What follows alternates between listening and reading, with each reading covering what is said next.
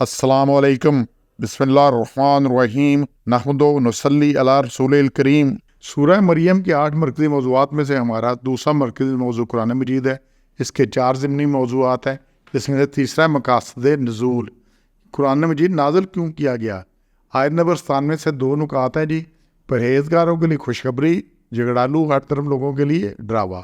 پر اتنی سی بات ہے، اگر آپ ڈر گئے ہیں، آپ ٹھیک ہو گئے ہیں، خرابی دور کر لی ہے، اصلاح کر لی ہے، خرابی ہو یا نہ غلطی ہو یا نہ کوئی خرابی نہیں ہے، غلطی پہ اکڑنا خرابی ہے۔ یہ شیطان کی صفت ہے، شیطان کی خصلت ہے کہ غلطی ہوگی پھر دلیلیں دینے لگ پڑا۔ غلطی حضرت آدم سے بھی ہوگی، لیکن کیا ہے، اس پہ دلیلیں نہیں دی، بلکہ یہ کہا یا اللہ مجھ سے غلطی ہو گئی ہے، ربنا ظلمنا انفسنا وان لم تغفر۔ تو اس آیت کو دیکھ لیں، اگر ٹھیک ہونا ہے تو ایک آیت ہی کافی ہے۔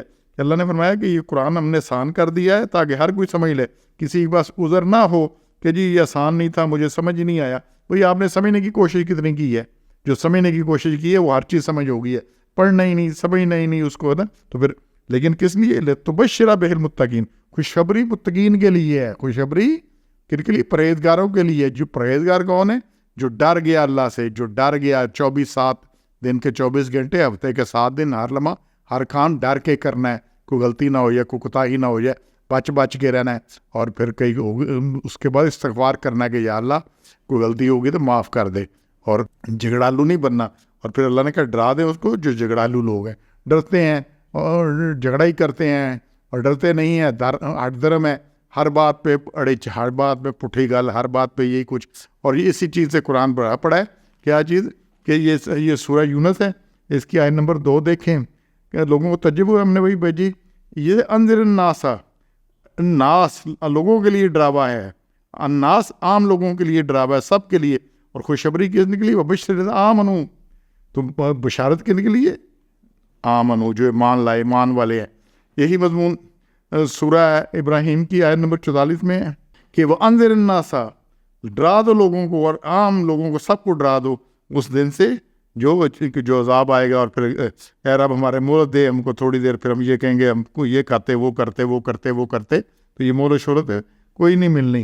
اور پھر یہی مضمون سورہ کہف ہے 18 نمبر، اس کی آیت 2 میں اللہ نے بڑا کلیئر کیا ہے، ہم نے ٹھیک اتاری کتاب ڈر سنانے کو لیے، باسن شدیدن، شدید قسم کے عذاب کے ڈرانے کے لیے کہ اللہ کا عذاب بڑا شدید ہے۔ اور بشر مومن، بشارت کن کو ہے؟ مومنین کو۔ مومنین کو ہیں جو اللہ دین یعملون الصالحات ہے، جو نیک اعمال کرتے ہیں، ان کے لیے اچھا بدلہ ہے۔ جو نیک اعمال نہیں کرتے، جو مومن نہیں، ان کے لیے کوئی اچھا بدلہ اللہ نے نہیں لکھا۔ آپ خود گڑتے رہے تو ٹھیک ہے، اپنی جگہ ہوتا رہے گا، لیکن اللہ نے ایسی کوئی بات نہیں کی۔ اور پھر یہی بات سورہ طٰہٰ ہے، 20 نمبر صورت، اس کی 113 آیت ہے۔ ہم نے قرآن کو عربی میں اتارا، کس لیے اتارا؟ اور پھر پھر کر ہم نے مختلف باتیں بتائیں، مختلف مسالوں سمجھایا، ہر طرح سمجھایا۔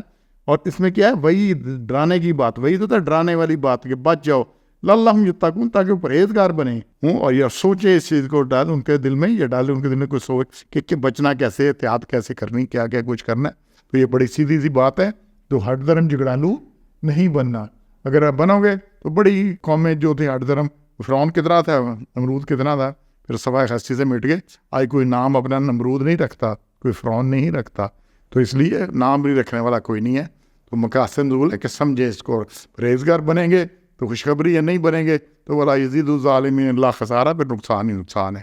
اور پھر نہ ماننے والوں کے لیے کیا ہے؟ یہ اسی میں سے اگلی آیت ہے، نہ ماننے والے کتنی قومیں ہلاک ہو گئیں اور سوائے ہستی سے بالکل مٹ گئی، کوئی نام لیوا بھی ان کا نہیں بچا۔ اللہ نے بات کلیئر کیا اگلی آیت میں، کما خلقنا قبلکم من القرن، ہم نے کتنے گروہ ہلاک کر دیے۔ کسی کو دیکھتے ہو کہ موجود ہے، یا کسی کی آہٹ تک سنتے ہو، کسی کی کوئی نہ آہٹ ہے، نہ کچھ ہے، کوئی چیز نہیں۔ یہ اس کو رکزا کہتے ہیں، خفیف سی آواز، کسی کے موجود ہونے کا تاثر، آہٹ، دھیمی آواز، مخفی، کوئی کمرے میں آ جائے ہلکی سی آواز سے تھوڑا سا ہوتا ہے کہ یہ کچھ ہے، تو اتنی بھی نہیں کسی کی سنتے کہ کوئی ہے۔ تو جس نے نہیں کیا اس کا انجام بڑا سخت ہوا ہے، بڑا غلط ہوا ہے، اور یہ انجام ہونا ہی ہونا ہے۔ یہ ہمیں اللہ نے مہلت دی ہے کہ دنیا میں اس طرح سے نہیں ہے، لیکن یہ بچنے والی بات نہیں ہے، موت کے ساتھ ہی سب کو کلیئر ہو جانا ہے۔ تو انشاءاللہ ہم نے ابھی اصلاح کرنی ہے، اپنے عقائد کی، اپنے اعمال کی، اور اپنے آپ کو ٹھیک کرنا ہے۔ نہیں تو یہاں چیزیں کلیئر لکھی ہوئی ہیں، جو نہ مانیں گے ان کے ساتھ کیا ہونا ہے، اور خوشخبری کن کے لیے ہے۔ تو ٹھیک ہے، ہم نے خود اپنے آپ کو گریڈنگ کریں کہ آپ کس میں آتے ہیں، خوشخبری والوں میں کہ نہ ماننے والوں میں۔